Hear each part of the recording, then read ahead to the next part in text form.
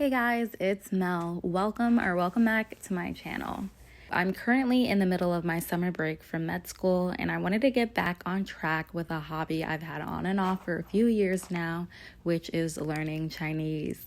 I did a research abroad experience in China a few years back in grad school and absolutely loved it. Since then, I've been learning Chinese on my own in my spare time, and I've scoured the internet to find free and useful resources to help me in that journey. In today's video, I'm going to walk you through all the resources I use to learn Chinese and how you can use them to learn any language you want for free.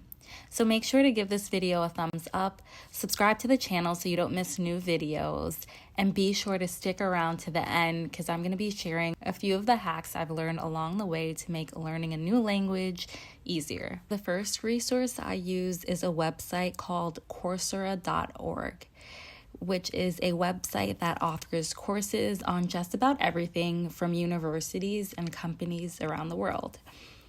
I feel like I never hear anyone talk about it, and it's been such a useful resource for me in learning Chinese.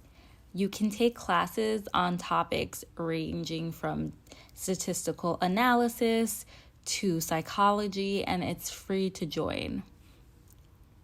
And I think it's especially great if you like that feeling of learning in a classroom environment, but don't have the flexibility or money to enroll in a college course.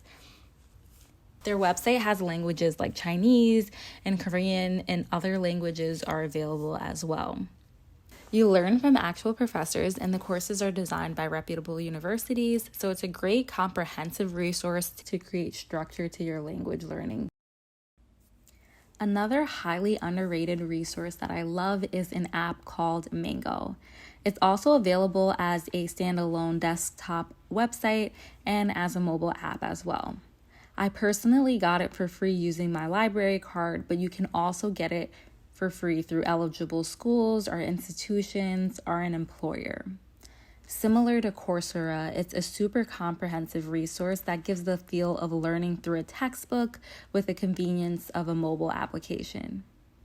I especially like it because it has a vast library of languages you can learn, like Yiddish, so if you find yourself struggling to find quality resources for a less widely spoken language, I would definitely recommend you check out Mango Languages first. It definitely gives me Rosetta Stone but better kind of vibes, where it immerses you in the language and really encourages you to draw out connections and recognize patterns on your own, instead of trying to force you to learn the language through pure memorization. I would definitely recommend using it before you travel to a new country to help you really nail down practical skills for things like directions and travel. But one of the features I really love about it is the speech overlay features it has. So here's the speech overlay feature. So you can hear the standard pronunciation of the phrase, and then you can record yourself, and then it'll give you that waveform that you can overlay over the native speaker's pronunciation. So you can hear both at the same time, and I find that really useful in perfecting your pronunciation. One thing I will note for Mango Languages is that not every language is covered to the same extent. So I found less chapters or lessons for certain languages and more robust lessons for other languages. So just make sure you take a look around and figure out if it's a good fit for learning your target language first. So the next resource I want to talk about is actually a Google Chrome browser extension called Language Learning with Netflix. It has been an absolute game changer for me in terms of my Chinese studying. You can find it in the Google Chrome extension store, and all you have to do is add it to your browser to learn a new language while watching your favorite international shows and movies on Netflix. Once you've added it to your browser, you just log into Netflix. Make sure your subtitles are in the language of interest and not English, as the extension will only work when the Netflix subtitles are selected in your target language. You can actually export your subtitles and print them out, so you'll have an entire transcript of the movie or show you're watching in your hands as you listen along. For Chinese, it's been crucial since it lists the pinyin, the Chinese characters and English translation all available on the screen at once, and you can hover over each word to define it. You can also export the transcription in your target language as an Excel sheet so you can quickly upload it to apps like Anki or Quizlet to create flashcards. So the next app I want to talk about is an app called Tofu, and it has a bunch of languages like Japanese and French, Korean, and Chinese as well. The reason I like it so much is that it has pre-populated shared decks that will test you on writing, character recognition, radicals, or opinion as well. And I love that it allows me to quiz myself on characters on the go. You can also click to hear the audio pronunciation of the character and also view the dictionary definition with the lookup feature. But what I love most about this app is actually the ability to be tested on how to write out characters with the correct stroke order. Another language learning app that I absolutely love is Memrise.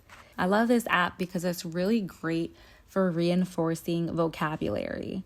They have a bunch of pre-populated decks similar to Tofu where you can choose from different languages that you want to learn. I wouldn't use it necessarily as my main source of learning, but it's a great supplement to learn phrases or words you might not otherwise have come across. One of the features I actually love about this app is that it lets you hear pronunciation from native speakers.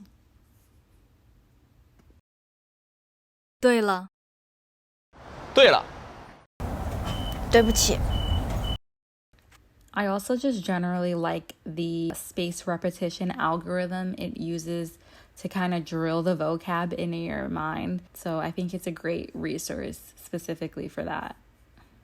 Now I'm going to transition over to a couple of hacks that I've learned along my language learning journey to help me pick up Chinese quicker. So one thing I found so useful is creating art in my target language. It can be easy to feel like there's a whole bunch of characters you have to memorize, and it's also easy to forget them unless you create some sort of emotional connection with the material you're learning.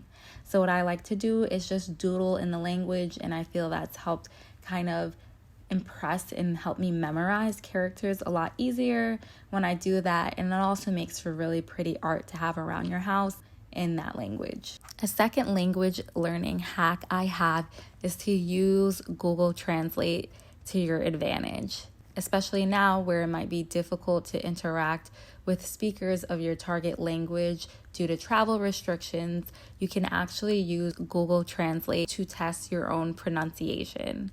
And the way I like to use this is instead of translating English into my target language, I try to speak in my target language and see if Google Translate can successfully translate it back to English. That way I'll know if my pronunciation at least is somewhat near the proper pronunciation. Now, obviously, there's no replacement for actually interacting with a native speaker of your language, but I find that this can be a really helpful and useful tool to give you a rough estimate of where your pronunciation skills are. And another tip I have that saved me so much in time is to really learn how to notice patterns instead of memorizing grammar structures. Now, I love a good grammar book as much as the next person, but pure memorization can only get you so far. The hack that I found to help me really pick up grammar in a more natural way and funner way, to be honest, is to use Apple Music. And I say Apple Music specifically because they have this feature where they'll show you city charts or playlists of the top 100 songs being streamed in various countries. So here in the daily top 100 for China, you can see a bunch of songs, and it can give you a really great idea of where to get started for music in your target language. They also have other playlists like K-pop or C-pop playlists. I found that it was really helpful for just helping me cement grammar structures and sentence patterns in Chinese, and I find it a lot more beneficial for my long-term retention and just a natural acquisition of the language. So that's it for this video. I hope you found some of the resources I've shared today useful. If you made it this far, be sure to give this video a thumbs up and subscribe. And also let me know in the comments below if I missed any resources that you love to use and any tips and tricks you have for learning a new language. See you in the next one.